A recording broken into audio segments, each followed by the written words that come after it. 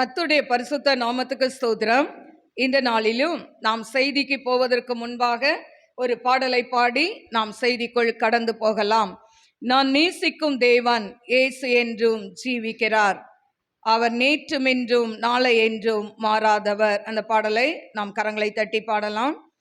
நான் நேசிக்கும் தேவன் இயேசு என்றும் ஜீவிக்கிறார், அவர் நேற்றும் என்றும் நாளை என்றும் மாறாதவர், அவர் நேற்றும் என்றும் நாளை என்றும் மாறாதவர்.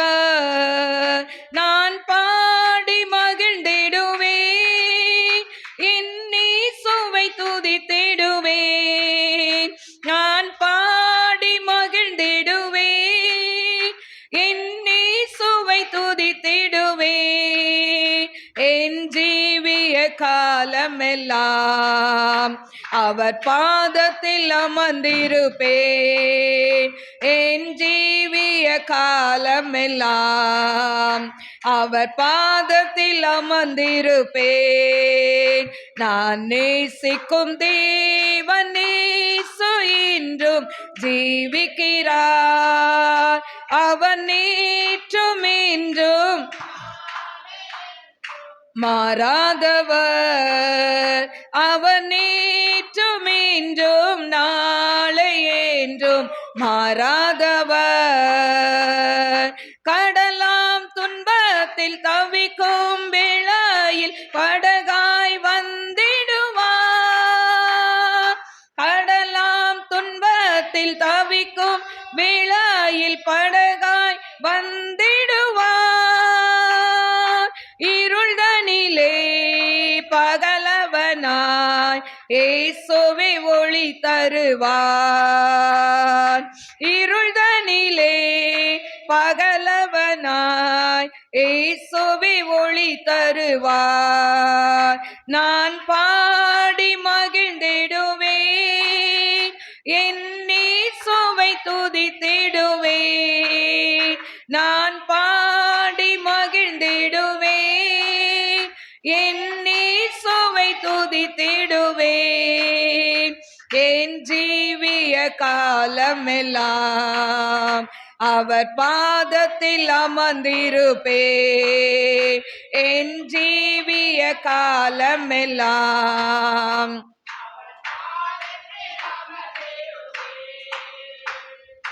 தூற்றும் மந்தரின் நடுவில் எந்தனை தேற்றிட வந்திடுவார். தூற்றும் மந்தரின் நடுவில் எந்தனை தேற்றிட வந்திடுவார். கால் தளரா ஊன்றுகோலாய் காத்திட வந்திடுவார். கால் தளரா ஊன்றுகோலாய் காத்திட வந்திடுவார். நான் பாடி மகிழ்ந்திடுவேன்,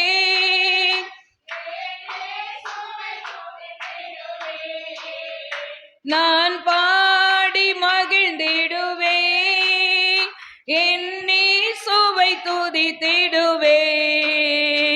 என் ஜீவிய காலமெல்லாம் அவர் பாதத்தில் அமர்ந்திருப்பேன்.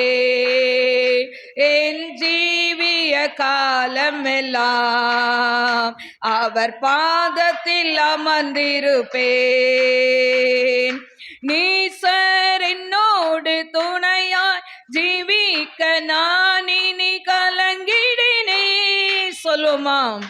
நேசர் என்னோடு துணையாய் ஜீவிக்க நான் இனி கலங்கிடினே.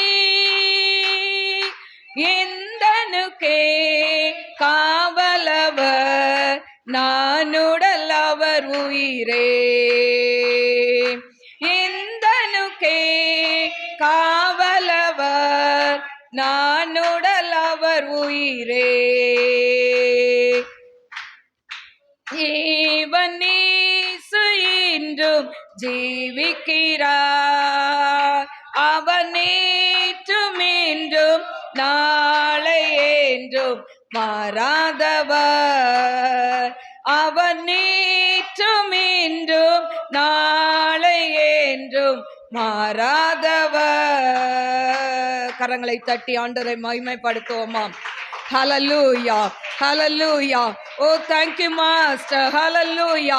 நீ நேற்றும் இன்றும் என்றும் மாறாத தேவனாய் எங்கள் மத்தியில் ஆண்டவரை அசைவாடுகிற தேவனாய் இருக்கிறபடினால் நன்றி ஆண்டவரே. உர்ரபா லிபா ரபௌ தியா ரபௌலா கர்பிஹோதனை கரபா ஒரிபி கரபலபரபலபரபா. வாக்கு கொடுத்த தேவன், வாக்கு மாறாதவர். ஆண்டவரே, நான் உனக்கு சொன்னதை செய்யும் அளவும் நான் உன்னை விட்டு விலகுவதில்லை, உன்னை கைவிடுவதில்லை என்று சொன்னீங்களே டாடி. ஆண்டவரே, நீர் கைவிடாத தேவனாய் எங்கள் மத்தியில இருக்கிறீங்கப்பா. யார் எங்களை தூற்றி திரிந்தாலும் நீர் எங்களை நேசிக்கிற தேவன் ஆண்டவரே. அப்பா, இந்த உலகத்துல துணை என்று சொல்லி 1000 துணைகள் இருந்தாலும் நீர் ஆண்டவரே எங்கள் துணையாளராய், மணவாளராய், தேற்றரவாளனாய் எங்களோடு கூட இருக்கிறபடியினால ஸ்தோத்திரிக்கிறேன் ஆண்டவரே. அப்பா, அம்மா நன்றியோடு ஸ்துதிக்கிறேன், ஸ்தோத்திரிக்கிறேன் ஆண்டவரே. அப்பா, இந்த நேரத்திலையும் அப்பா நேர்ல வந்திருக்கிற உடைய பிள்ளைகளை ஆசிர்வதிங்க. அதே போல யூடியூப்ல பார்க்கிற ஒவ்வொரு பிள்ளைகளையும் நீங்க பிளஸ் பண்ணுங்க டாடி. ஆண்டவரே அப்பா, என்ன மன பாரத்தோடு சஞ்சலத்தோடு ஆண்டவரே யூடியூப் வழியாய் ஆண்டவரே அப்பா இந்த வார்த்தைகளை கேட்டுக்கொண்டு இருந்தாலும் உம்முடைய பிள்ளைகளுடைய குடும்பத்துல இருக்கக்கூடிய ஆண்டவரே எல்லா தோல்விகள், ஏமாற்றங்கள் ஆண்டவரே அப்பா தகப்பனை ஆண்டவரே கடன் பாரங்கள் எல்லாவற்றையும் நீர் அகற்றி போட வேண்டுமாறு ஜெபிக்கிறேன் ஆண்டவரே.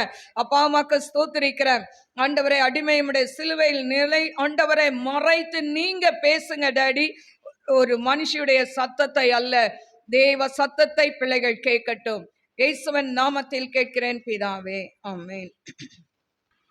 ஹல்லேலூயா, ஹல்லேலூயா. கர்த்தருடைய பரிசுத்த நாமத்துக்கு ஸ்தோத்திரம். இந்த நாளில் வந்திருக்கிறவங்க அனைவருக்கும், யூடியூப் மூலம் பார்க்கிற அனைவருக்கும் ஆண்டவராகிய இயேசு கிறிஸ்து நாமத்தில் என் நன்றியை தெரிவித்துக் கொள்கிறேன். இந்த நாளிலும் கிரியைகள் என்கிற தலைப்பில் நாம் செய்தியை பார்க்க போகிறோம். வாசிப்போம். வெளிப்படுத்தல் 22:12.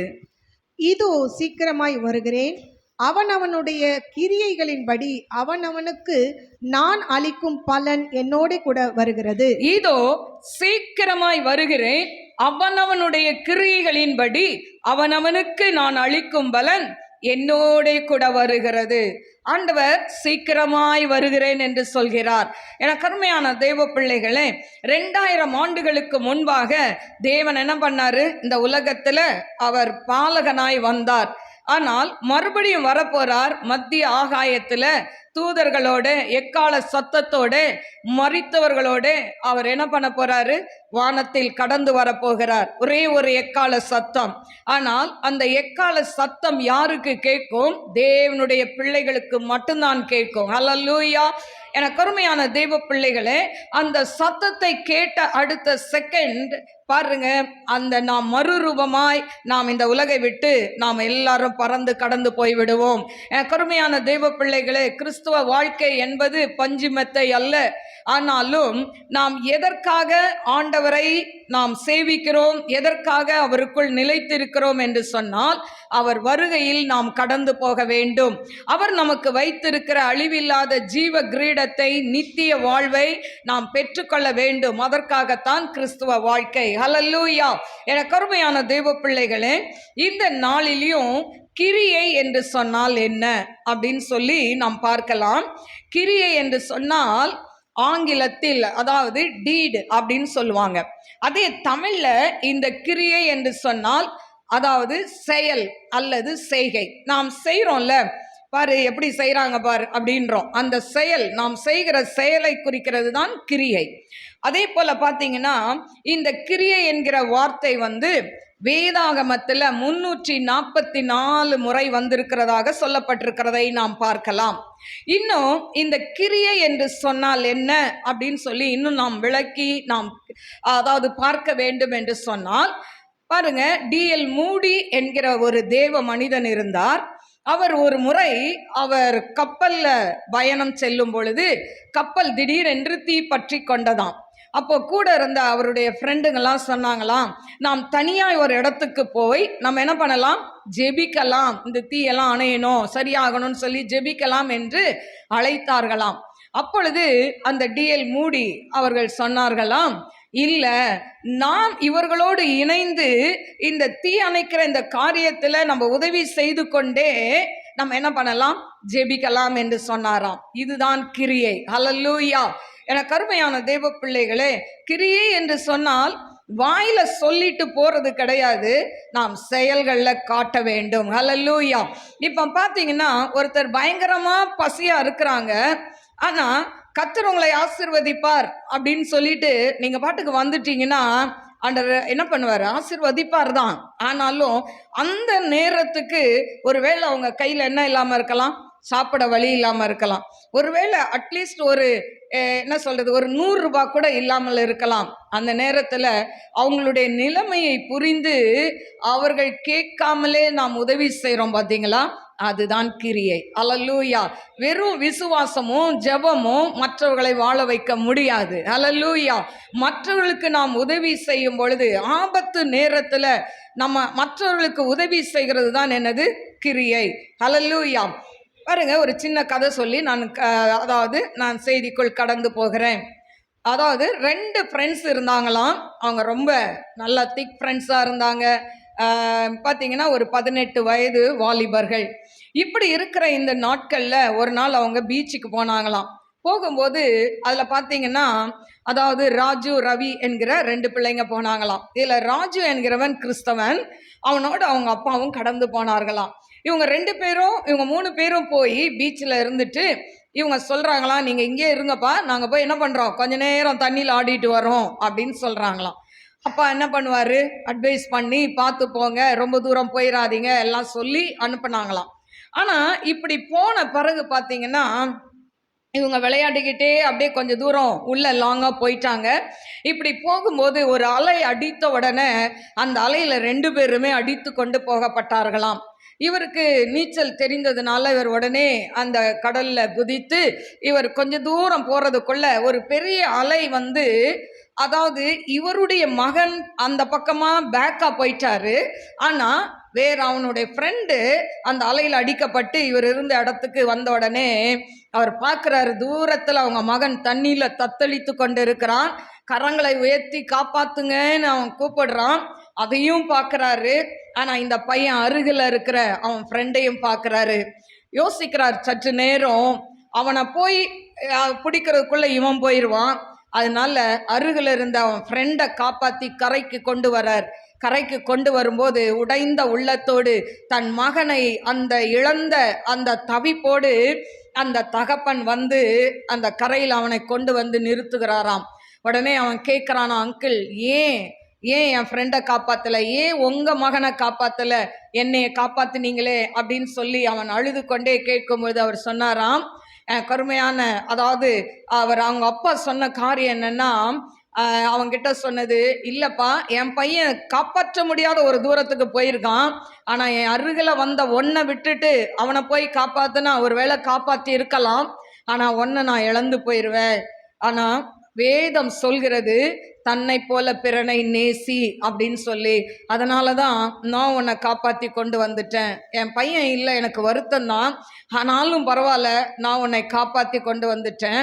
இதே மாதிரி தான் 2000 ஆண்டுகளுக்கு முன்பாக பிதாவானவர் தன்னுடைய ஒரே குமாரனை இந்த உலகத்தில் கொடுத்தார் என்று சொல்லி அவர் சொன்னாராம். எனக்கு அருமையான தேவ பிள்ளைகளே, யோவான் 3:16 என்ன சொல்லப்பட்டிருக்கு, தேவன் தம்முடைய ஒரே பேரான குமாரனை விசுவாசிக்கிறவன் எவனோ அவன் கெட்டு போகாமல் நித்திய ஜீவனை அடையும்படிக்கு அவரை தந்தருளி இவ்வளவாய் உலகத்தில் அன்பு கூர்ந்தார். இவ்வளவாய், எவ்வளவாய், அளவே இல்லை. ஹல்லேலூயா. அவ்வளவாய் உங்களையும் என்னையும் நேசித்தார். ஹல்லேலூயா. அதனால தான் நாம் இன்றைக்கு வரைக்கும் அழியாமல் இருக்கிறோம். ஹல்லேலூயா. எத்தனையோ கொள்ளை நோய்கள் வந்தது தெரியும், எத்தனையோ பேர் கொள்ளை நோயில் அடித்து கொண்டு போகப்பட்டது தெரியும், இன்றைக்கும் கொள்ளை நோய்கள் இருக்கிறது தெரியும். ஆனாலும் நீங்களும் நானும் நல்லவர்கள் என்று சொல்லி அல்ல, ஆண்டவர் கிருபையாய் உங்களையும் என்னையும் வைத்திருக்கிறார். என கருமையான தேவ பிள்ளைகளே, 1 பேதுரு 2:12 சொல்லப்பட்டிருக்கிறது. வாசிப்போமா? புறஜாதிகள் உங்களை அக்கிரமக்காரர் என்று விரோதமாய் பேசும் விஷயத்தில் அவர்கள் உங்கள் நற்கிரியைகளைக் கண்டு அவற்றின் நிமித்தம் சந்திப்பின் நாளிலே தேவனை மகிமைப்படுத்தும்படி நீங்கள் அவர்களுக்குள்ளே நல் நடக்கையுள்ளவர்களாய் நடந்து கொள்ளுங்கள் என்று உங்களுக்கு புத்தி சொல்லுகிறேன். உங்களுக்குள்ள இருக்கிற நற்கிரியைகளை கண்டு. இன்னைக்கு நிறைய கிறிஸ்தவங்க வாழ்க்கையில என்ன இல்லை? கிரியை இல்லை. அல்லேலூயா. நல்லா ஜெபிக்கிறாங்க, நல்ல ஆலயத்துக்கு போகிறாங்க, ஆனாலும் அவங்களுக்குள்ள என்ன இல்லை? நற்கிரியைகள் இல்லை. பாருங்க, இவன் தன்னுடைய மகனுடைய ஃப்ரெண்டு தான் அந்த அப்பா காப்பாத்தினாரு. இவருடைய நல்ல கிரியை பார்த்து அந்த மகன் ஆண்டவரை ஏற்றுக்கொண்டானாம். அல்லேலூயா. இன்னைக்கு உங்களுடைய வாழ்க்கையில, என் வாழ்க்கையில இருக்கக்கூடிய நற்கிரியைகளை பார்த்து ஜனங்கள் என்ன பண்ணணும்? தேவனிடத்தில் வர வேண்டும். அல்லேலூயா. கருமையான தெய்வ பிள்ளைகளே, இதே போலதான் தேவனும் தன்னுடைய ஒரே பேரான குமாரனை நமக்கு கொடுத்தார். அவர் நிறைய கிரியை செய்திருக்கிறார். அவர் கிரியை செய்த எல்லாவற்றிலும் பெரிய கிரியை என்னன்னா, பிதா தன்னுடைய குமாரனை இந்த உலகத்துக்கு கொடுத்தது. ஏன்னு சொன்னா, அவர் நம்மை கொடுக்காவிட்டால், அவரை கொடுக்காவிட்டால் நீங்களும் நானும் என்ன பண்ணிருக்க முடியாது? ரட்சித்திருக்க முடியாது. ஹல்லேலூயா. இப்போ நாம் தேவனுக்கென்று கிரியை செய்வதற்கு முன்பாக நம்ம வாழ்க்கையில உள்ள செத்த கிரியைகள் வெளியே போகணும். அல்லேலூயா. நல்ல காரியம் செய்யணும்னா சில கெட்ட காரியம் நமக்குள்ள இருந்து என்ன பண்ணணும்? கட்டாயம் வெளியே போகணும். எபிரேயர் 4:10-12.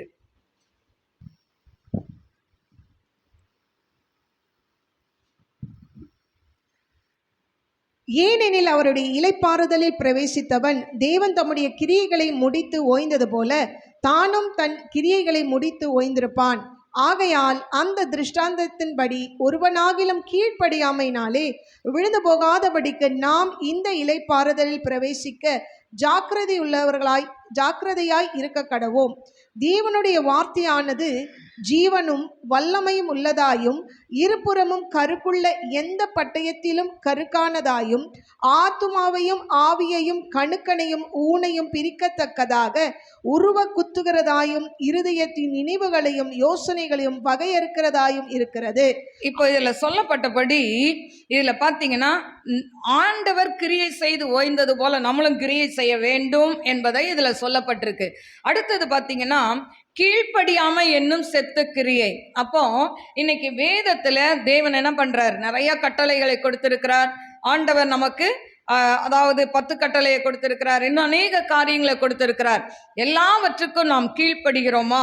அடுத்தது, இந்த செத்த கிரியைகள் எப்படி நாம் அகற்ற வேண்டும் என்று சொன்னால், நமக்குள்ள இந்த வேத வசனத்தை கொண்டு நாம் அதையெல்லாம் வெளியே கொண்டு வர வேண்டும். இப்போ இந்த செத்த கிரியை அப்படின்னு சொன்னா என்ன அப்படின்னா, மாம்சத்தின் கிரியைகள் வெளியரங்கமாய் இருக்கின்றன. அவையாவன விபச்சாரம், வேசித்தனம். அவையாவன விபச்சாரம். இந்த விபச்சாரம், வேசித்தனம் இது என்னன்னா, மத்தேயு 5:28 சொல்லப்பட்டிருக்கு, ஒரு பெண்ணை இச்சையோடு பார்க்கிறவனவனும் விபச்சாரம் செய்தாயிற்று அப்படின்னு சொல்லப்பட்டிருக்கு. அப்போ எனக்கு அருமையான தெய்வ பிள்ளைகளே, நம்ம இந்த அதாவது உலகத்துல போகும்போது எப்படி நம்ம கண்ணை மூடிக்கிட்டு போக முடியுமா? முடியாது. கண்ணை திறந்து தான் போக முடியும். ஆனாலும் அதாவது இச்சையோடு பார்க்கிறவன் அப்படின்னு சொன்னா, ஒரு பொருளை இல்லை ஒரு ஆளை, ஒரு நபரை ஒரு முறை பார்க்கலாம். ஆனால் அந்த ரோட்லேயோ எங்கேயோ வேலை செய்கிற ஸ்தலத்துலேயோ எங்கேயோ நம்ம பார்க்கும் பொழுது திரும்ப நின்று அதை ரசித்து பார்க்கிறது தான் விபச்சார வேசித்தன பாவம். அடுத்தது விபச்சாரம், வேசித்தனம், அசுத்தம், காம விகாரம், விக்கிரக ஆராதனை, பில்லி சூனியம், பகைகள், விரோதங்கள், வைராக்கியங்கள், கோபங்கள், சண்டைகள், பிரிவினைகள், மார்க்கபீதங்கள், பொறாமைகள், கொலைகள், வெறிகள், களியாட்டுகள் முதலானவைகளே. இப்படிப்பட்டவைகளை செய்கிறவர்கள் தேவனுடைய ராஜ்யத்தை சுதந்திரிப்பது இல்லை என்று முன்னே நான் சொன்னது போல இப்போதும் உங்களுக்கு சொல்லுகிறேன். இப்ப பாத்தீங்கன்னா, இந்த கலாத்தியர்ல 17 விதமான பாவங்கள் கொடுக்கப்பட்டிருக்கு. 17 விதமான செத்த கிரியைகள். அல்லேலூயா. இதையெல்லாம் ஒவ்வொன்றாய் நாம் படிக்கும் பொழுது நம்மிடத்துல என்ன செத்த கிரியை இருக்கு அப்படின்னு பார்த்து அதை ஒவ்வொன்றாய் நம்ம என்ன பண்ணணும்? நம்ம கிட்ட இருந்து ரிமூவ் பண்ணணும். அல்லேலூயா. பாருங்க, செல்போன் யூஸ் பண்றோம். அதில் அளவு கடந்து நிறைய மெசேஜ் வந்துட்டா என்ன ஆயிரும், ஃபோனு ஹேங் ஆயிரும்ல. அப்போ நம்ம என்ன பண்ணுறோம், வேண்டாத குப்பைகளை எல்லாம் டெலீட் பண்ணுறோமா இல்லையா? இல்லைன்னா நம்ம செல்ஃபோன் யூஸ் பண்ணுறதுக்கு நம்ம ஒரு மாதத்துக்கு ஒன்று செல்ஃபோன் வாங்கணும், அதெல்லாம் டெலீட் பண்ணாமல் இருந்தால். ஆனால் அதே போல தான் எனக்கு அருமையான தெய்வ பிள்ளைகளே, நம்முடைய வாழ்க்கையில் இந்த உலகத்தில் வாழ்ந்து கொண்டு இருக்கிறோம். இந்த உலகம் அசுத்தம் நிறைந்த உலகத்தில் நாம் வாழ்ந்து கொண்டு இருக்கிறோம். ஆனால் எப்படி நாம் வாழ வேண்டும் என்று சொன்னால், பாருங்க, தாமரை தண்ணிக்குள்ள இருக்கும், ஆனா அந்த தாமரை பூ மேல தண்ணி படாது. அல்லேலூயா.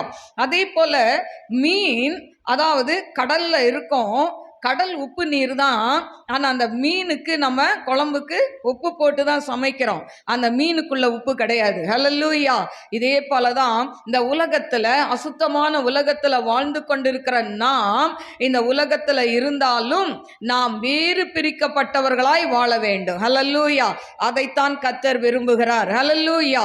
எனக்கு அருமையான தெய்வ பிள்ளைகளே, அப்ப இந்த செத்த கிரியைகளை நாம் எடுத்துவிட்டு நல்ல காரியங்களை நாம் என்ன செய்ய வேண்டும், நாம் செய்ய வேண்டும். இன்னைக்கு வேதாகமத்துல இந்த கிரியை செய்த நபர்கள் அநேகர் இருக்கிறாங்க. அதுல ஒரு சிலரை நாம் பார்க்கலாம்.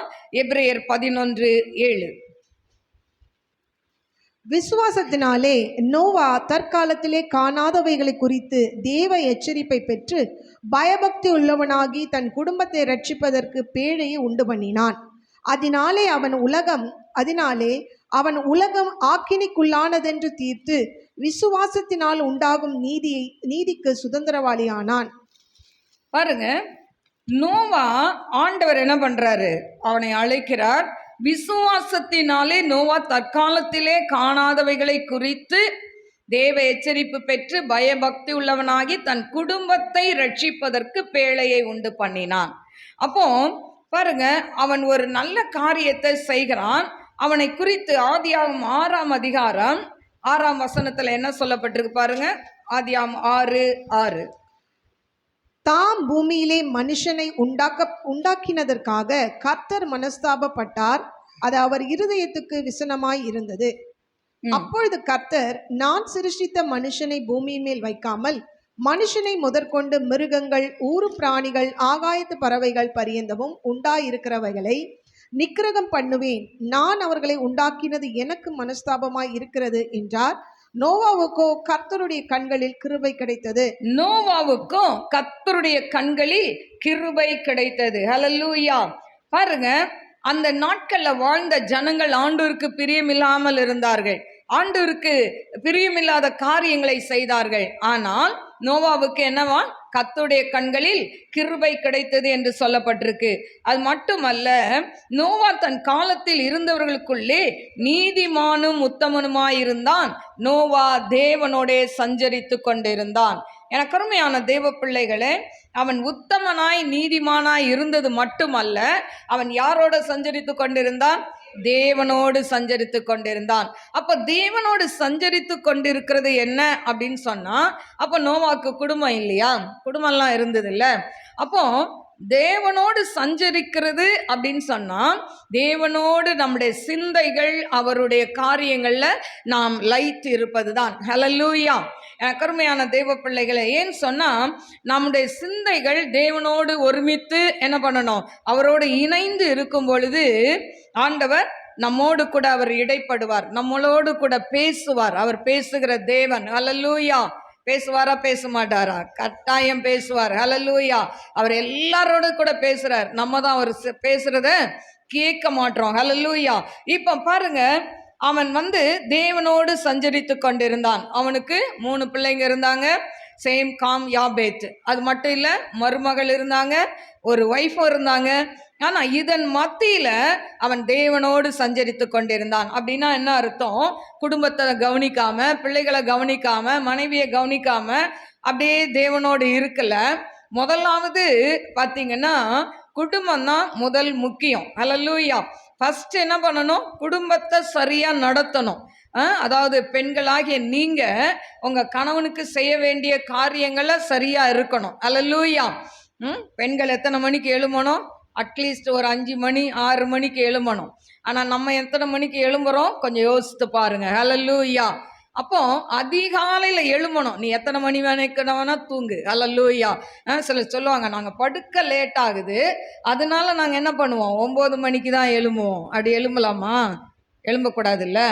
அப்போ கரெக்டா, ஏன்னு சொன்னா, அதிகாலையில் என்னை தேடுகிறவன் என்னை கண்டடைவான். முதலாவது ஆண்டவரை பார்த்துருங்க, அதுக்கப்புறம் தான் மற்ற முகத்தெல்லாம் பார்க்கணும்.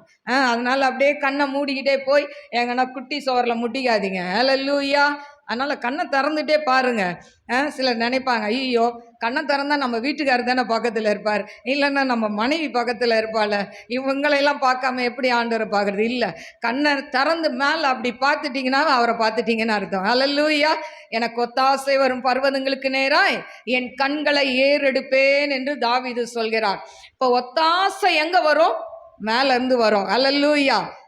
அதுக்கப்புறம் தான் வீட்டுக்காரர்கிட்ட இருந்து வரும், அப்புறம் தான் மனைவி கிட்ட இருந்து ஒத்தாசை வரும். முதல் எங்க இருந்து வரணும்?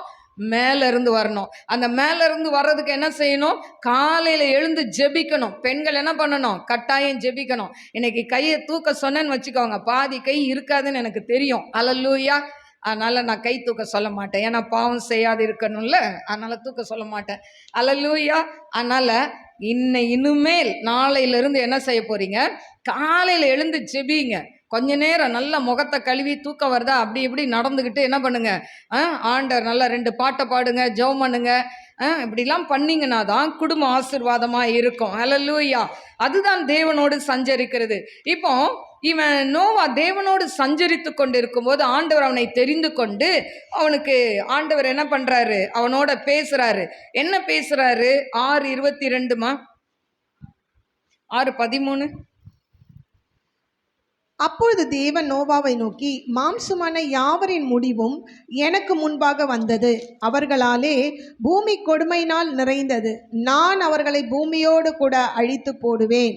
நீ கொப்பேர் மரத்தால் உனக்கு ஒரு பேழை உண்டாக்கு, அந்த பேழையிலே அறைகளை உண்டு பண்ணி அதை உள்ளும் புறம்புமாக கீழ் பூசு. ஆண்டவர் பார்க்கிறாரு, எல்லா ஜனங்களும் மோசமா இருக்கிறாங்க, இந்த ஜனங்களை படைச்சதுக்கு நான் மனஸ்தாபப்படுறேன். பாருங்க, முதல் அதிகாரத்துல தான் ஆண்டவர் என்ன பண்ணாரு? ஆதாமை உண்டாக்கினார். மண்ணுனால பிசைந்து ஆதாமை உண்டாக்கினார். அப்புறம் அவனுக்கு அயர்ந்த நித்திரையை உண்டு பண்ணி என்ன உண்டாக்குறாரு? அவன் விழா எலும்பு உருவிட்டார் இல்ல? பாருங்க, அதனால தான் ஏற்ற விழா எலும்பு வர வரைக்கும் காத்திருக்கணும். அல்லேலூயா. அந்த ஏற்ற விழா எலும்பு வரலன்னா அது ஒவ்வொரு நாளும் உங்களை குத்திக்கிட்டே இருக்கும். அல்லேலூயா. அதனால தான் வாலிப பிள்ளைங்களுக்கு சொல்றது, என்ன சொல்றது? ஏற்ற காலம் வரும் முன்னால துணையை தேடாதீங்கன்னு. அல்லேலூயா. அப்போ அந்த ஏற்ற துணை பாருங்க. இப்போ அந்த அதாவது ஜனங்கள் எல்லாம் அவங்க என்ன பண்றாங்க? பாவத்திலையும் சாபத்திலையும் இருக்கிறாங்க. பாவம் செய்து ஆண்டவரை விட்டு தூரமா போயிட்டாங்க. ஆண்டவர் கோபம் வந்ததுனால இப்ப சொல்றாரு, இவங்களை எல்லாம் அழிச்சு போட போறேன், நீ என்ன பண்ணு, எனக்கு கொப்பேர் மரத்துல ஒரு போட்டு, ஒரு அதாவது பெரிய கப்பல் பண்ணு அப்படின்னு சொல்றாரு. ஆண்டவர் அளவெல்லாம் கொடுக்குறாரு, எல்லாம் ஸ்கெட்சை போட்டு கையில கொடுத்துட்டாரு. இவன் அதன்படி செய்தான் என்று 22ஆம் வசனத்துல சொல்லப்பட்டிருக்கிறதை நாம் பார்க்கிறோம். ஆனா இவன் செய்த, அதாவது நோவா செய்த கிரியை என்ன அப்படின்னு சொன்னா, ஆண்டவர் கட்டளை கொடுக்கிறார், ஆனால் அந்த கட்டளையை ஏற்றுக்கொண்ட நோவா அதை செய்து முடிக்கிறான். இதுதான் கிரியை. சரி, ஆண்டவர் சொன்னார் செய்யலாம்.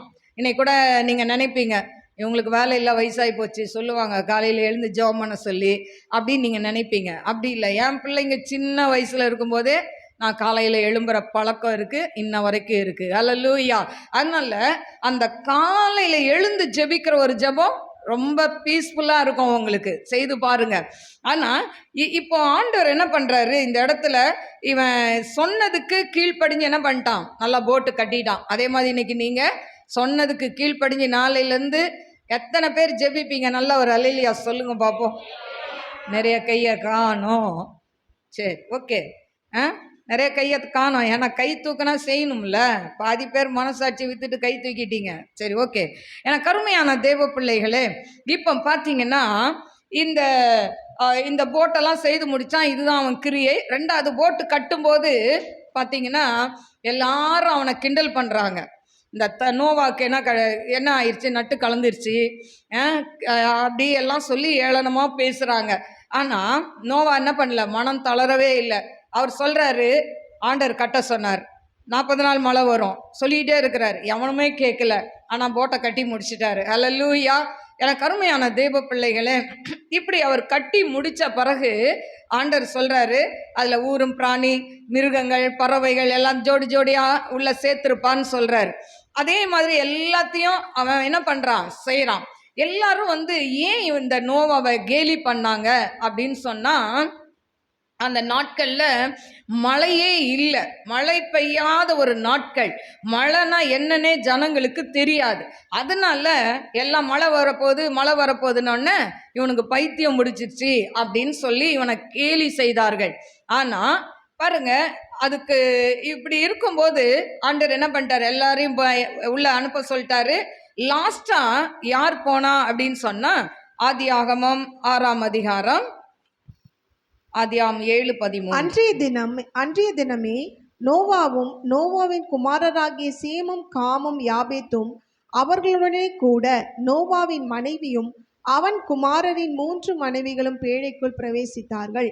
அவர்களோடு ஜாதி ஜாதியான சகலவித காட்டு மிருகம். இப்ப பாருங்க, மொத்தம் 8 பேர் பேழைக்குள்ள பிரவேசித்தார்கள். அவங்க குடும்பம் மட்டும், வேற ஒருத்தனும் வரல. எல்லாம் நான் வரமாட்டேன், உனக்கு வேற வேலை இல்லைன்னு சொல்லி எல்லாம் கேலி செய்து முடிச்சிட்டாங்க. அதே மாதிரி தான் இன்னைக்கும் நோவா காலத்தில் நடந்தது போலவே ஜனங்கள் பெண் கொண்டும் பெண் கொடுத்தும் எல்லாமே அப்படியே நடந்துக்கிட்டே இருக்கு. ஆனால் ஒரு நாள் ஆண்டவர் வரப்போகிறார். இன்னைக்கு நீங்கள் வெளியே போய் சொல்லுங்க, ஆண்டவர் வரப்போகிறார், மத்திய ஆகாயத்தில் வரப்போகிறாரு, நாங்கள்லாம் அப்படியே பறந்துருவோன்னு சொல்லி பாருங்க, என்ன சொல்லுவாங்க, கீழ்ப்பாக்கம் திறந்து தான் இருக்குது, வேணுமா பெட்டு காலியாக இருக்குது சொல்லுவாங்க. ஆனால் எனக்கு அருமையான தெய்வ பிள்ளைகளே, வேதத்தின்படி அது நடக்க போது கிறிஸ்தவர்களே பாதி பேர் என்ன பண்ண மாட்டாங்க, நம்ப மாட்டாங்க. அதெல்லாம் வரும்போது பார்த்துக்கலாம், அப்போ பார்த்துக்கலாம். சின்ன வயசில் என் பிள்ளைங்களை அப்போவுமே பயங்காட்டி வளர்ப்பேன். அப்போ சொல்லுவேன் என் பையன்கிட்ட, இந்த பாருடா ஒழுங்கா இல்லை, ஆண்டவர் வந்தால் நான் பறந்துடுவேன், நீ என்ன பண்ண போகிறேன்னா, அவன் சொல்கிற சின்ன வயசில் நான் உங்கள் காலை பிடிச்சிட்டு பறந்து வந்துடுவேன்னுவான்.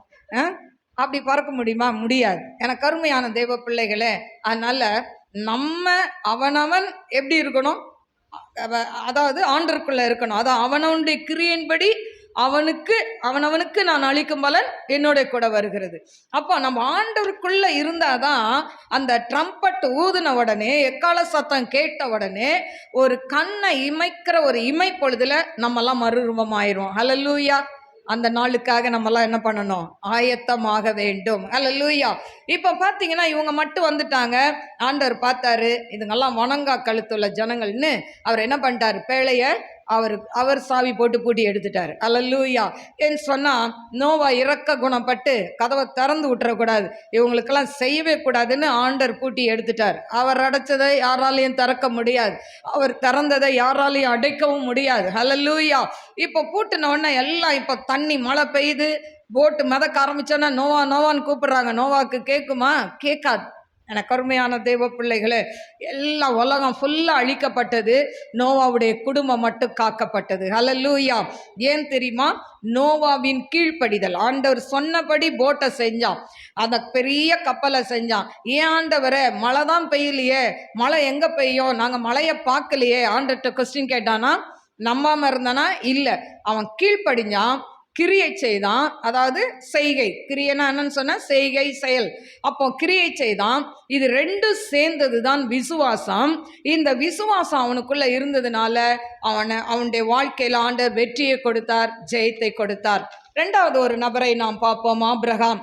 யாக்கோபு 2:21 நாம் வாசிப்போம். நம்முடைய பிதாவாகிய ஆபிரகாம் தன் குமாரன் ஈசாக்கை பலிபீடத்தின் மேல் செலுத்தின போது கிரியைகளினாலே அல்லவோ நீதிமானாக்கப்பட்டான்.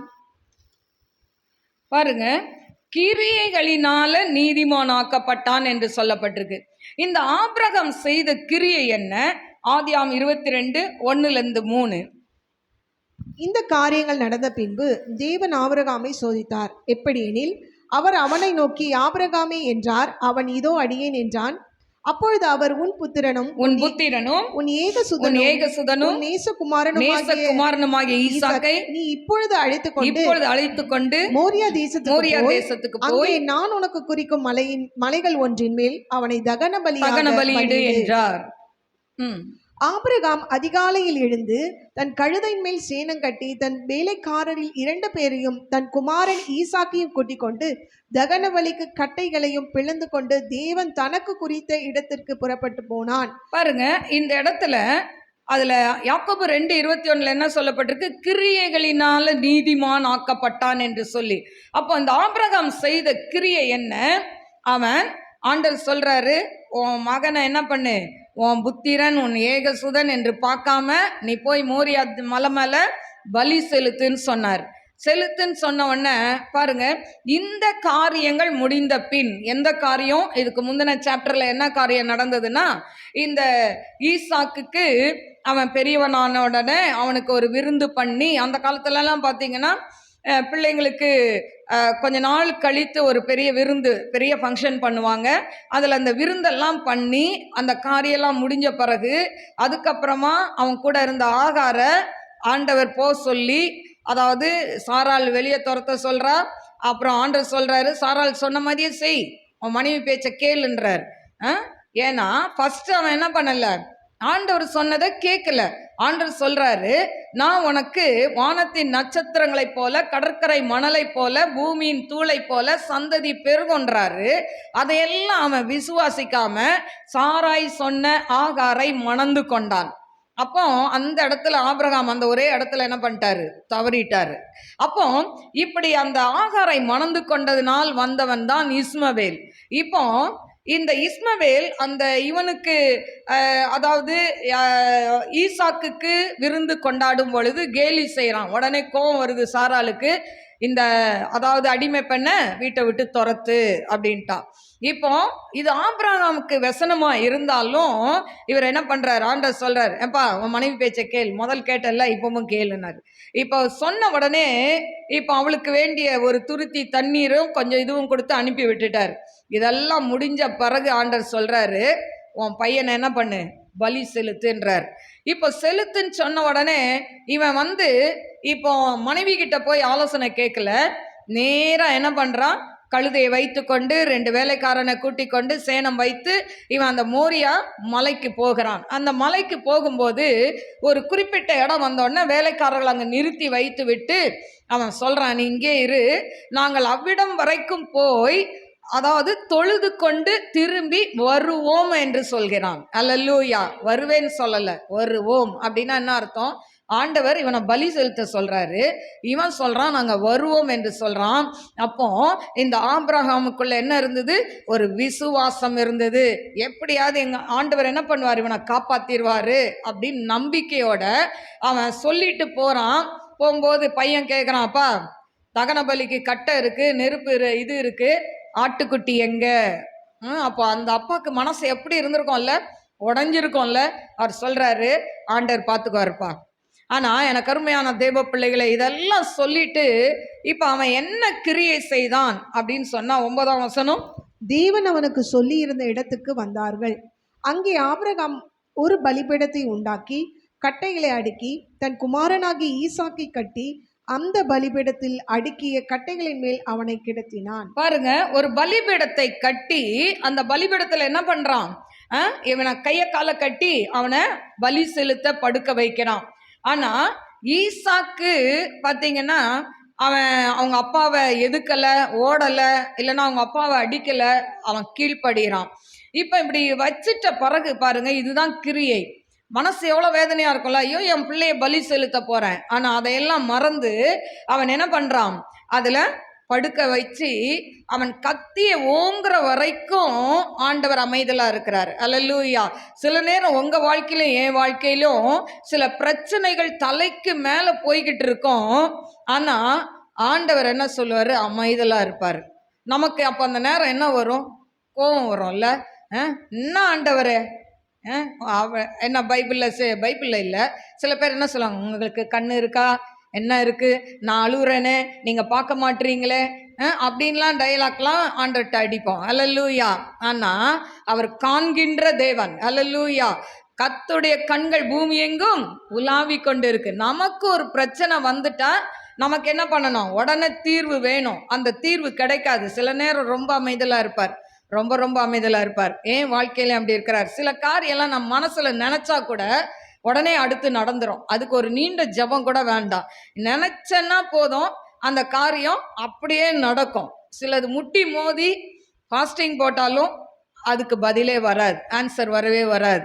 அதுக்கு எக்ஸாம்பிள் என்னன்னா, எங்கள் ஹஸ்பண்ட் இறக்கும்போது அவங்க அந்த பிரெயினில் அவங்களுக்கு அதாவது பிரச்சனை வந்து பிரெயினில் அது வெடிச்சிருச்சுன்னாங்க, ரத்தம் கிளாட்டாக இருக்குன்னாங்க. இப்படிலாம் இருக்கும்போது கொஞ்சம் நடமாடிட்டு இருக்கும்போது ஆண்டவர்கிட்ட கேட்டேன், ஏன் ஆண்டவரை எவ்வளோ ஊழியத்துக்கெல்லாம் கூட்டு போனாங்க, இப்படி இருக்குதே அப்படின்னு கேட்கும்போது ஆண்டவர் அதுக்கு எந்த பதிலும் கொடுக்கல.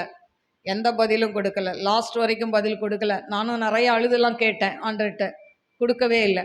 ஆனால் நான் ஆண்டவர்கிட்ட சொன்னேன், ஒன்று அவங்க நல்லா சுகமாகி நடக்கணும், இல்லைன்னா ரட்சிக்கப்பட்டு எடுக்கணும். அல்லேலூயா. ரட்சிக்காமல் எடுக்கக்கூடாதுன்னு சொன்னேன். ஆண்டவர் கடைசியில் அந்த ஜெபத்தை கேட்டார். அல்லேலூயா. கடைசி வரைக்கும் படுக்கையில் போட்டு ஃபுல்லாக அவங்கள சரண்டர் பண்ண வச்சு ரட்சிக்கப்பட்டு அவங்க சிக்காக இருந்த முகத்துக்கும் மரித்த பின்னால் அவங்க முகத்தில் ஒரு பிரகாசம் இருந்ததுக்கும் வந்தவங்களும் பார்த்தாங்க. அந்த ஆண்டவர் அதை அவ்வளோ ஒரு பிரகாசத்தை கொடுத்திருந்தார். ஹல்லேலூயா. கர்த்தர் நல்லவர். அப்போ ஏன் சொன்னா, அவங்க பட்ட அந்த பாடுக்கு என்ன பண்ணிட்டாங்க, இன்னைக்கு பரலோகத்தில் இருப்பாங்க, நான் விசுவாசிக்கிறேன். ஹல்லேலூயா. எனக்கு அருமையான தெய்வ பிள்ளைகளே, சில காரியங்களுக்கு ஆன்சரே கிடைக்காது. ஆனா ஆண்டவர் என்ன பண்ணுவார், அவருக்கு வேண்டிய காரியத்தை நம்ம வாழ்க்கையில செய்வார். அது திருமண காரியமா இருந்தாலும், இல்லாட்டா பிள்ளைகளுடைய படிப்பு காரியமா இருந்தாலும், எந்த காரியமா இருந்தாலும் சில நேரம் பிளாங்கா இருக்கும், கைவிட்ட போதுல அப்படி இருக்கும் நமக்கு. ஆனா ஆண்டவர் நமக்கு சரியானதை செய்வார். ஹல்லேலூயா. இப்போ பார்த்தீங்கன்னா கடைசி நிமிஷம் வரைக்கும் ஒண்ணுமே இல்லை, மனம் திக்கு திக்குன்னுது, கையில கத்தி எடுத்துட்டான். அப்பதான் வானத்திலிருந்து ஒரு சத்தம் வருது. என்ன சத்தம் வருது? வாசிப்போமா 11. அப்பொழுது கர்த்தருடைய தூதனானவர் வானத்திலிருந்து ஆபிரகாமே ஆபிரகாமே என்று கூப்பிட்டார். அவன் இதோ அடியேன் என்றான். அப்பொழுது அவர், பிள்ளையாண்டன் மேல் உன் கையை போடாதே, அவனுக்கு ஒன்றும் செய்யாதே. நீ அவனை உன் புத்திரன் என்றும் உன் ஏக சுதன் என்றும் பாராமல் எனக்காக ஒப்பு கொடுத்தபடியினால் நீ தேவனுக்கு பயப்படுகிறவன் என்று இப்பொழுது அறிந்திருக்கிறேன் என்றார். பாருங்க, பிள்ளை ஆண்டான் மேல் கையை போடாத அப்படின்ட்டார் ஆண்டவர். அல்லேலூயா. எனக்கு அருமையான தெய்வ பிள்ளைகளே, வானத்திலிருந்து ஒரு சத்தம் கேட்குது, நீ இப்பதான் நீ தேவனுக்கு பயப்படுறன்றதை நான் அறிகிறேன் அப்படின்னு ஆண்டவர் சொல்றாரு. அல்லேலூயா. எனக்கு அருமையான தெய்வ பிள்ளைகளே, அப்போ இந்த ஆபிரகாம் தேவ கட்டளைக்கு கீழ்ப்படிந்தான், கிரியை செய்தான். என்ன கிரியை செய்தான்? தான் பிள்ளைய கொண்டு போய் அவன் பலி செலுத்த போனான், அதுதான் கிரியை. அப்போ இந்த கீழ்ப்படிதலும் கிரியையும் சேர்ந்து அவனுக்குள்ள என்ன வந்தது? விசுவாசம் வந்தது. எப்படினாலும் ஆண்டவர் அவனை காப்பாற்றுவார். பாருங்க, அங்க முட்புதர்ல அந்த ஆடு சிக்கி இருந்தது, அதை எடுத்து என்ன பண்ணிட்டான்?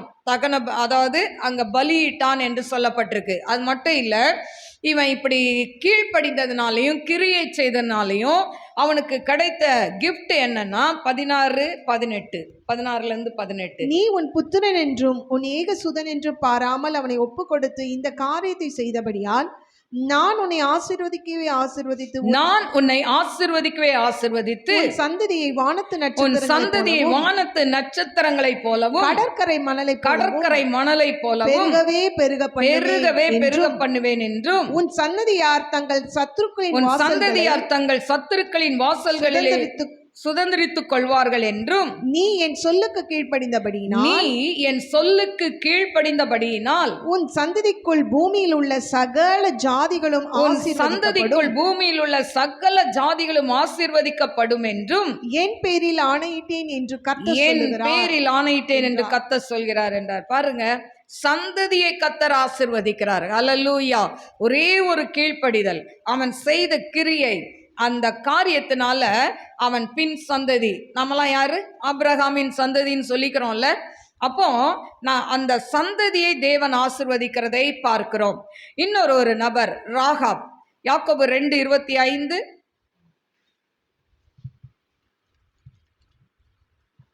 யாக்கோபு 2:25. அந்தபடி ராகாப் என்னும் வேசியும் தூதர்களை ஏற்றுக்கொண்டு வேறு வழியாய் அனுப்பிவிட்ட போது கிரியைகளினாலே அல்லவோ நீதியுள்ளவளாக்கப்பட்டாள். கிரியையினால் அல்லவோ நீதிமான் ஆக்கப்பட்டாள் என்று சொல்லப்பட்டிருக்கு. இந்த ராகாப் யாரு? அவள் ஒரு வேசி. பாருங்க, அதை குறித்து நாம் பார்க்கலாம். அதாவது யோசுவா 2ஆம் அதிகாரம் 1-3. நூனின் குமாரனாகிய யோசுவா சித்தீமிலிருந்து வேவுக்காரராகிய 2 மனுஷரை ரகசியமாய் வேவு பார்க்கும்படி அனுப்பி, நீங்கள் போய் தேசத்தையும் எரிகோவையும் பார்த்து வாருங்கள் என்றான். அவர்கள் போய் ராகாப் என்னும் பெயர் கொண்ட வேசியின் வீட்டுக்குள் பிரவேசித்து அங்கே தங்கினார்கள். தேசத்தை வேவு பார்க்கும்படி இஸ்ரவேல் புத்திரரில் சில மனுஷர் இந்த ராத்திரியிலே இங்கே வந்தார்கள் என்று எரிகோவின் ராஜாவுக்கு சொல்லப்பட்டது. போதும். எனக்கு அருமையான தேவ பிள்ளைகளே, இதுல பாத்தீங்கன்னா எரிகோ கோட்டையை பிடிக்கிறதுக்கு முன்னால அந்த எரிகோ பட்டணத்தை வேவு பார்க்க இந்த யோசுவா 2 பேரை வேவுக்காரர்களை அனுப்புறாங்க, ஸ்பை அனுப்புறாங்க. இவங்க போய் என்ன பண்றாங்க, நேரா ராகா பேசி வீட்டுக்கு போயிடுறாங்க. ஏன்னு சொன்னா அவ வீட்டுக்கு போனாதான் என்ன கிடையாது, சந்தேகப்பட மாட்டாங்க, வேற வீட்டுக்கு போக முடியாது.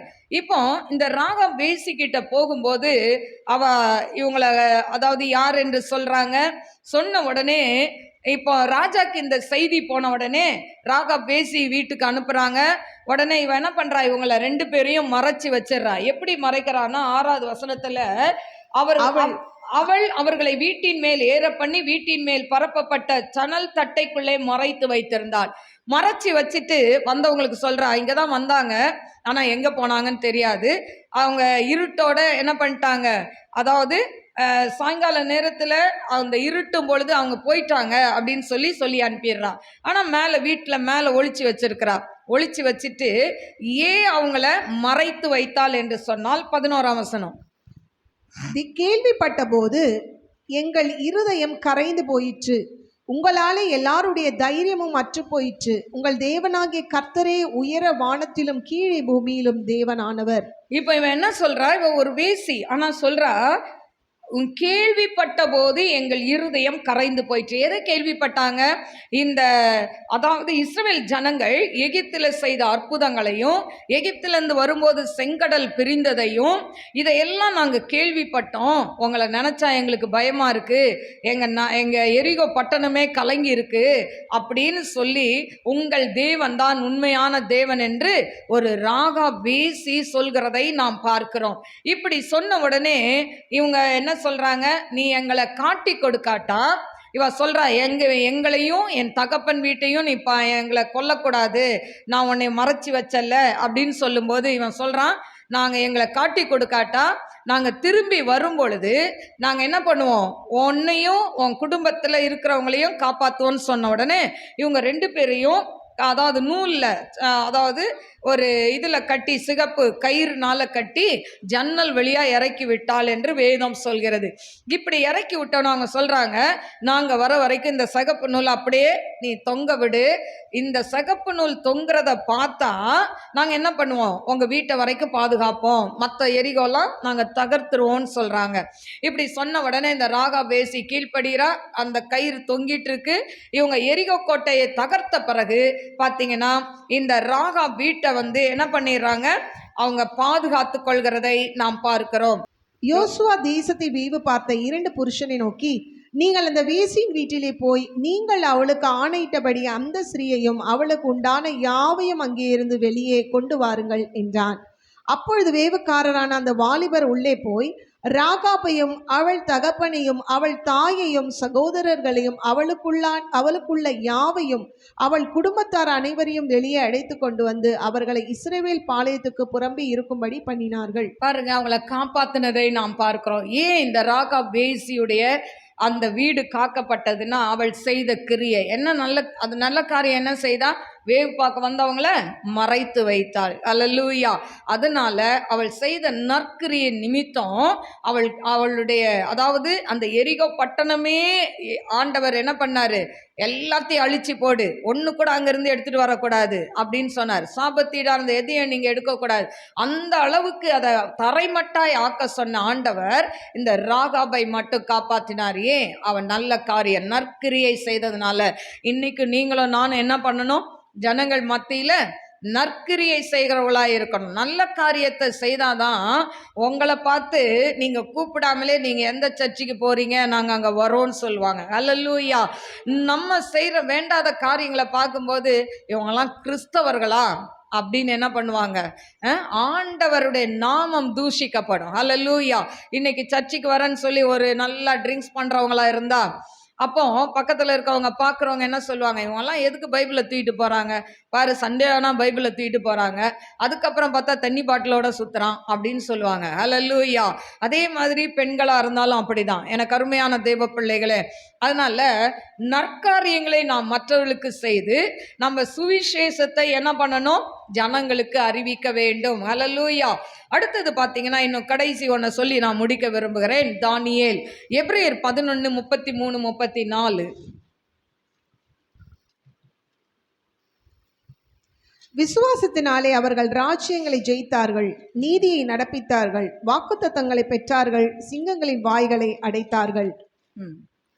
இதுல பாத்தீங்கன்னா தானியேலை குறித்து சொல்லப்பட்டிருக்கிறதை பார்க்கிறோம்.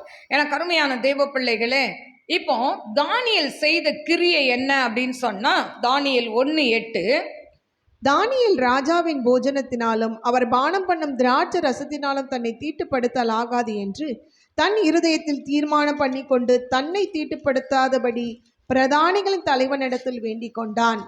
தேவன் பாருங்க, இதுல அதாவது இவன் என்ன சொல்றான், அந்த தானியேல் ராஜாவின் போஜனத்தினாலும் பானம் பண்ணும் திராட்சை ரசத்தினாலும் தன்னை தீட்டுப்படுத்தலாகாது. அல்லேலூயா. இருதயத்துல தீர்மானம் பண்ணி கொண்டான். அல்லேலூயா. என கருமையான தேவ பிள்ளைகளே, அப்போ இருதயத்துல தீர்மானம் வேணும். என்ன தீர்மானம்? நான் ஆண்டவருக்கு உண்மையா இருப்பேன், ஆண்டவருடைய பிள்ளையா இருப்பேன், நான் சினிமா பார்க்க மாட்டேன், சீரியல் பார்க்க மாட்டேன், வேண்டாத காரியங்களை மொபைலில் பார்க்க மாட்டேன், வேண்டாத கேம்ஸை உட்காந்து மணிக்கணக்கில் ஆட மாட்டேன். அல்லேலூயா. இன்னைக்கு கேம்ஸ்னா முன்னெல்லாம் என்ன, கிரவுண்டில் போய் ஆடுவாங்க, அது கேம்ஸ். ஆனால் இன்னைக்கு என்னது, மொபைல் தான் கேம்ஸ் ஆயிடுச்சு. அல்லேலூயா. அதாவது கிரவுண்டில் போய் ஆடினா உடம்பு ஆரோக்கியமாக இருக்கும், அப்படி தானே?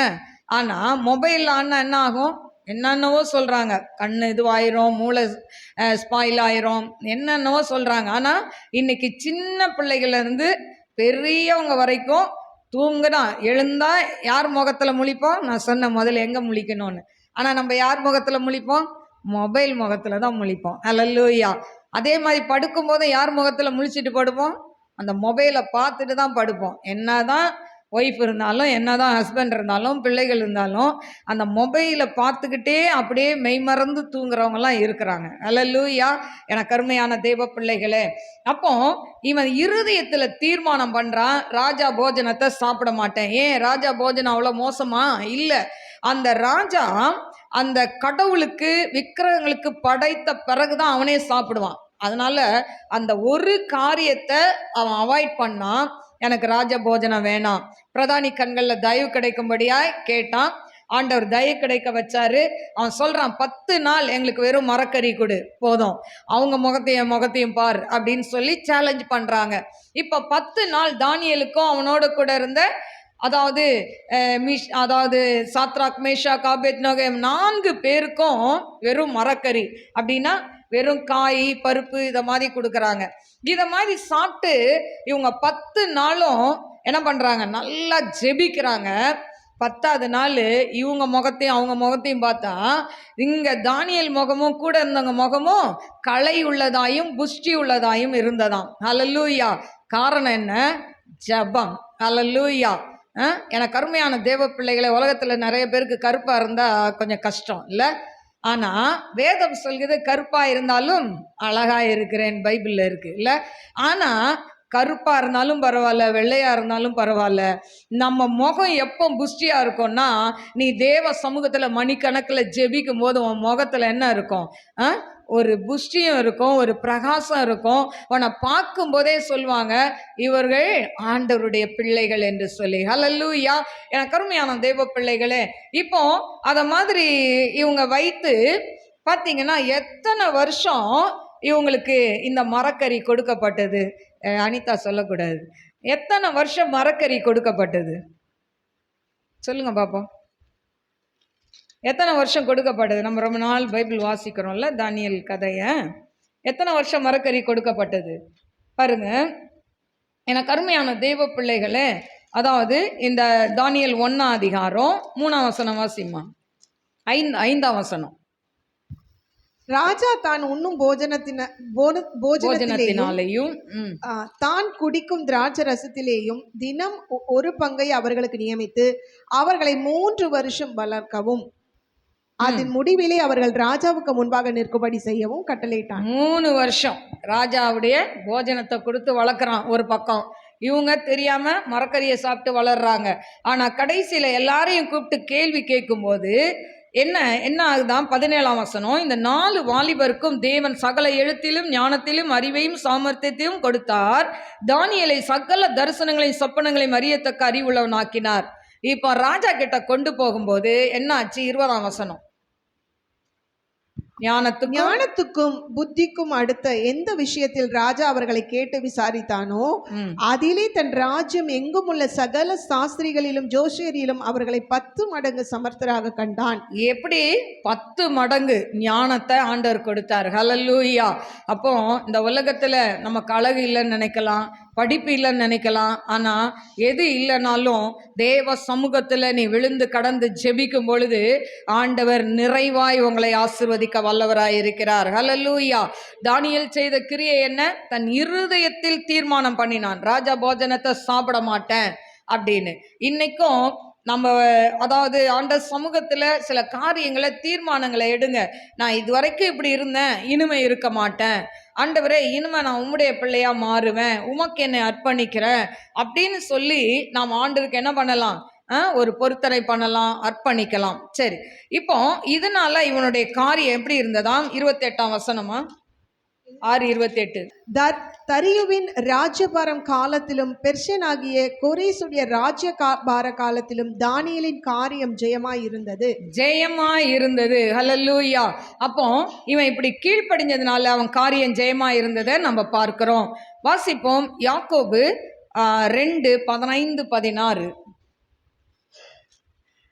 யாக்கோபு 2. ஒரு சகோதரனாவது சகோதரியாவது வஸ்திரம் இல்லாமலும் அனுதின ஆகாரம் இல்லாமலும் இருக்கும்போது உங்களில் ஒருவன் அவர்களை நோக்கி, நீங்கள் சமாதானத்தோടെ பொங்கல், குளிர் காய்ந்து பசியாருங்கள் என்று சொல்லியும் சரீரத்திற்கு வேண்டியவைகளை அவர்களுக்குள் கொடாவிட்டால் பிரயோஜனம் என்ன?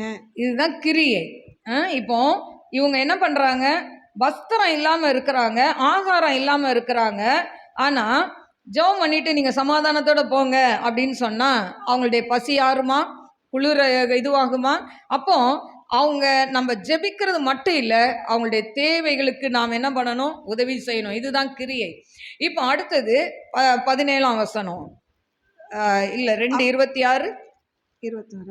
அப்படியே ஆவி இல்லாத சரீரம் செத்ததாய் இருக்கிறது போல கிரியைகளில் இல்லாத விசுவாசம் செத்ததாய் இருக்கிறது. அப்போ ஒரு நம்ம உடம்புல ஆவி இல்ல அப்படின்னா நம்ம சரீரம் என்னது? செத்தது. அதே போலதான் கிரியை இல்லாம நம்ம விசுவாசம் நமக்குள்ள இருந்தா அதுவும் செத்தது என்று சொல்லப்பட்டிருக்கு. லாஸ்ட் யாக்கோபு 2:17. அப்படியே விசுவாசமும் கிரியைகள் இல்லாதிருந்தால் தன்னிலே தானே செத்ததாய் இருக்கும். அப்போ விசுவாசம் இருந்தா நமக்குள்ள கட்டாயம் என்ன இருக்கணும்? கிரியை இருக்கணும். அப்ப இந்த விசுவாசம் எப்போ வரும்? ஆண்டவரை நம்பும் பொழுது நமக்கு விசுவாசம் வரும். ஆனா இந்த விசுவாசம் மட்டும் போதாது, நம்ம கிரியை செய்வர்களாய் இருக்க வேண்டும். அநேகருக்கு ஆண்டவரை பற்றி சொல்ல வேண்டும், ஆண்டவருடைய அன்பை சொல்ல வேண்டும். ஆண்டவருடைய ராஜ்யத்திற்கு நாம் அநேகரை கொண்டு செல்ல நாம் ஒரு கருவியாய் ஆண்டவர் நம்மளை எடுத்து பயன்படுத்துவாராக. கண்களை மூடி நாம் ஜெபிப்போம். ஸ்தோத்திரிக்கிறேன் ஆண்டவரே, மகா பரிசுத்தமுள்ள நல்ல தகப்பனே, மகா ஸ்தோத்திரிக்கிறேன் ஆண்டவரே. அப்பா தகப்பனே, கிரியைகள் என்ற தலைப்பில் இன்னைக்கு நாங்கள் வேதத்தை தியானித்தோம் ஆண்டவரே. அப்பா மக்கள் ஸ்தோத்திரிக்கிற நோவாவுடைய கிரியை கண்டீர் ஆண்டவரே, அவனை ஆசிர்வதித்தீர். ஆபிரகாமுடைய கிரியை கண்டீர், அவனை ஆசிர்வதித்தீர். ராகாவுடைய கிரியை கண்டீர், அவளை ஆசிர்வதித்தீங்க ஆண்டவரே. மக்கள் ஸ்தோத்திரிக்கிற துதிக்கிற ஆண்டவரே. அதே போல தானியேலுடைய கிரியை கண்டு அவனை ஆசிர்வதித்தீங்க ஆண்டவரே. இன்னும் அநேகர் ஆண்டவரே வேதாகமத்தில் இருக்கிறதை நாங்கள் பார்க்கிறோம். ஆனாலும் இன்னைக்கு வந்திருக்கிற உம்முடைய பிள்ளைகள், யூடியூப்ல இதை பார்த்து கொண்டிருக்கிற உம்முடைய பிள்ளைகள் ஆண்டவரே, கிரியை இல்லாத விசுவாசம் செத்தது என்று சொன்னது போல ஆண்டவரே இன்னைக்கு தகப்பனே விசுவாசித்து அவர்களுக்குள்ளே ஆண்டவரே வளர்ந்து கொண்டு இருப்பதல்ல ஆண்டவரை இறங்கி போய் மற்றவர்களுக்கு உம்முடைய அன்பை பறைசாற்றுவர்களாய் மாற்றுவீராக டாடி. உம்முடைய அன்பை மற்றவர்களுக்கு சொல்லக்கூடிய பிள்ளைகளாய் மாற்றுங்கப்பா. ஆண்டவரே உமக்கு ஸ்தோத்திரிக்கிற வந்திருக்கிற பிள்ளைகளும் உமக்குள்ள ஆண்டவரே அவர்கள் உறுதிப்பட நீர் கிருபை தர வேண்டுமாறு ஜெபிக்கிறேன். அவருடைய அன்பின் கரத்துல தாழ்த்தி ஒப்பு கொடுக்கிறேன் ஆண்டவரே. அப்பா வெறும் விசுவாசம் மட்டும் போதாது, கீழ்ப்படிதல் போதாது. கீழ்ப்படிதலும் விசுவாசமும் இணைந்து கிரியை செய்யக்கூடிய பிள்ளைகளாய் மாற்றுவீராக டாடி. வந்த ஒவ்வொரு குடும்பத்தையும் பிளஸ் பண்ணுங்க டாடி. இவங்க ஆவிக்குரிய வாழ்க்கையில உலகப்பிரமான வாழ்க்கையில இவர்கள் வாழ்ந்து சுகித்திருக்கட்டும் என்று ஜெபிக்கிறேன். ஆண்டவரே உமக்கு நன்றி சொல்லி துதிக்கிறேன். யூடியூப்ல பார்க்கிற ஒவ்வொரு பிள்ளைகளும் என்னென்ன தேவையோடு இருக்கிறார்களோ அந்த தேவைகள் சந்திக்கப்படட்டும். ஆவி அந்த கரத்துல தாழ்த்தி ஒப்பு கொடுக்கிற இயேசுவின் நாமத்தில் கேட்கிறேன் பிதாவே, ஆமென். God bless you. God bless you.